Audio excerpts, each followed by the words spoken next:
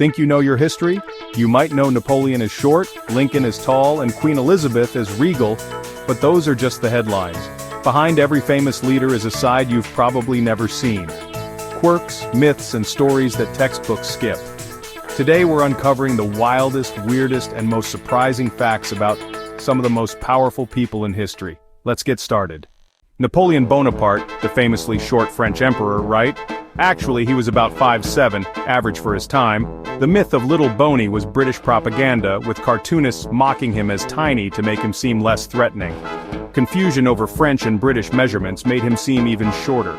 The result? A 2-century-old myth that stuck.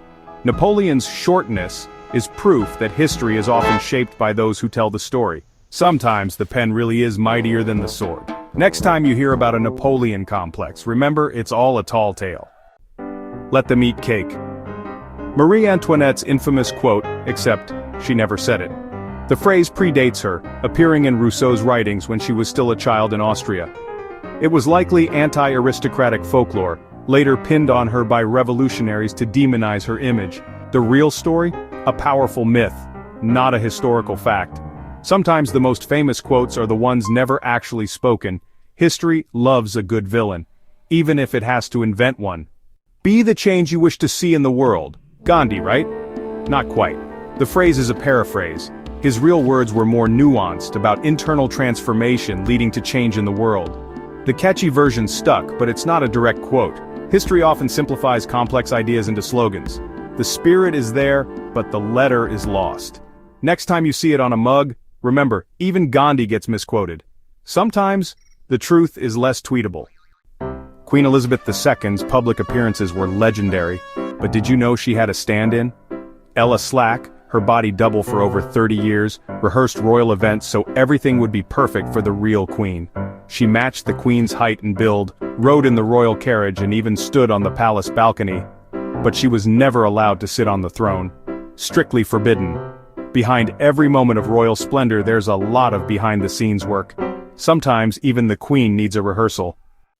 When Queen Elizabeth II died, Charles became king at 73, the oldest to ever take the British throne. He was heir apparent for 70 years, longer than most monarchs even reigned. By the time he wore the crown, he was already a grandfather with decades of public service.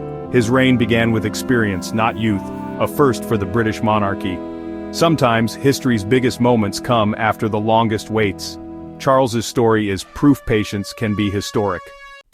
King Charles III was the first British heir to earn a university degree, studying at Cambridge. He read archaeology, anthropology, and history, breaking royal tradition. His academic background shaped his interests in art, farming, and more. Charles's education set a new standard for the royal family. Even kings can be scholars. Before he was Pope Francis, Jorge Bergoglio worked as a nightclub bouncer in Buenos Aires. He learned patience and people skills, useful for a future pontiff. His early jobs grounded him in real life, far from Vatican rituals. The man who would lead the world's Catholics once kept order at the club door. Even popes have surprising pasts. Pope Francis also worked as a chemical technician and janitor before entering the priesthood. He ran lab tests, swept factory floors, and learned the dignity of hard work. These experiences shaped his humility and focus on serving the poor. He didn't come from privilege, he came from the world of work. Sometimes the path to the papacy starts with a broom. Martin Luther King Jr. was born Michael King Jr. His father changed both their names after being inspired by the reformer Martin Luther during a trip to Germany. The name change was a statement, aligning their family with a legacy of challenging injustice. Dr. King grew into a name that became prophetic. He was born Michael, but he became Martin, the name of a movement. Sometimes a name can change history. Dr. King was a huge Star Trek fan. He convinced Nichelle Nichols, Uhura, to stay on the show, telling her she was a vital role model for black children. Star Trek was the only show he let his kids stay up to watch. Representation in pop culture, he knew, was a frontier for civil rights. Nichols stayed, inspired by his words. Sometimes changing the world means changing what's on TV. Even civil rights leaders are Trekkies. Abraham Lincoln is the only U.S. president with a patent. He invented a device to lift riverboats over sandbars, based on his own river experiences. The invention was never used, but his wooden model is in the Smithsonian. Lincoln wasn't just a leader, he was a tinkerer. Even presidents have side projects. Charles Dawes, Vice President under Coolidge, won the Nobel Peace Prize in 1925. He helped create the Dawes Plan, stabilizing Germany's economy after World War I. His work eased tensions in Europe and brought years of stability. Dawes is proof that even vice presidents can change the world. Sometimes the biggest impact comes from behind the scenes. Not all heroes are presidents. Charles Dawes also composed a song that became a one-pop hit, It's All in the Game. Decades after he wrote the melody, it topped the charts in 1958. Dawes is the only vice president to co-write a one single.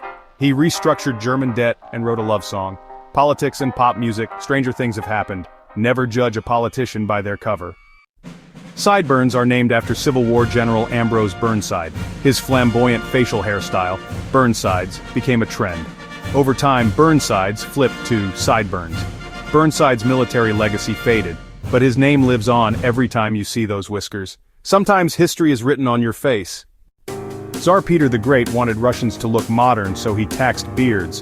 Men paid for beard licenses, carrying tokens as proof. The tax was controversial, clashing with religious tradition. Police even shaved those who refused to pay. It's one of history's strangest attempts at social engineering. Sometimes change is enforced one whisker at a time. In 1997, Talkeetna, Alaska, elected a cat named Stubbs as honorary mayor. He served for 20 years, greeting tourists and napping in the general store.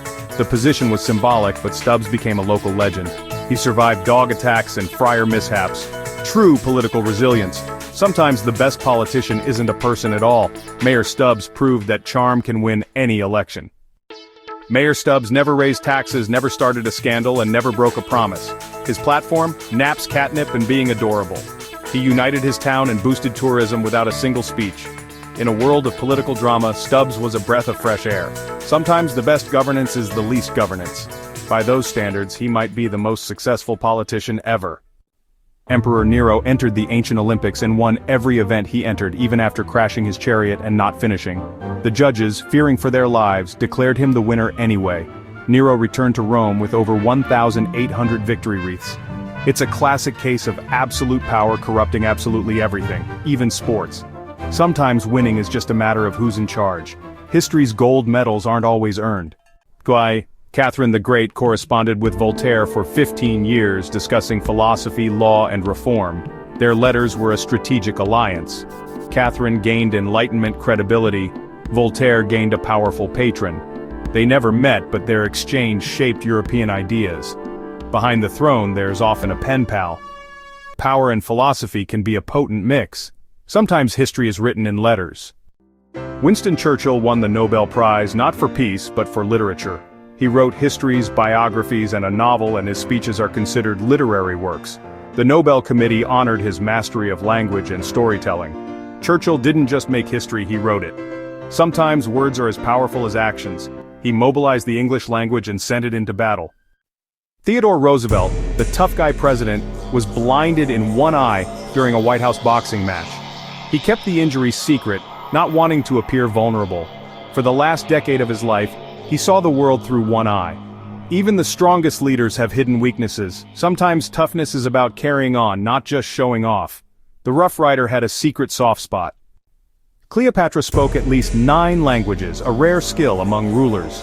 She was the first of her dynasty to learn Egyptian, connecting with her people directly. Her linguistic talents gave her a diplomatic edge.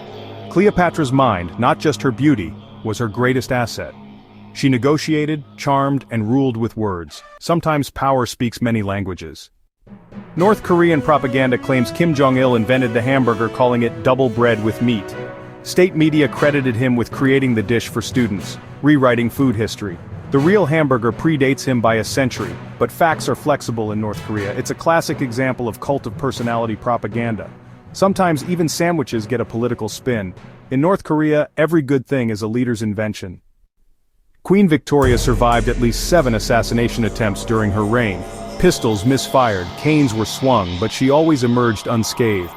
Each failed attempt only boosted her popularity. She insisted on public appearances, refusing to be intimidated. Her survival became part of her legend. Sometimes luck is a royal superpower. Young Julius Caesar was kidnapped by pirates who demanded a ransom. He insisted they ask for more, because he was worth it. While captive, he acted like their leader and promised to punish them. After his release, he hunted them down and kept his word. Caesar's audacity and iron will were clear, even before he ruled Rome. Sometimes the hostage writes the ransom note. What do Napoleon's height, MLK's real name, and a cat mayor have in common? They reveal the wonderfully human side of history. The real stories are more complex, quirky, and relatable than the myths. These leaders were inventors, pranksters, scholars, and sometimes just plain odd.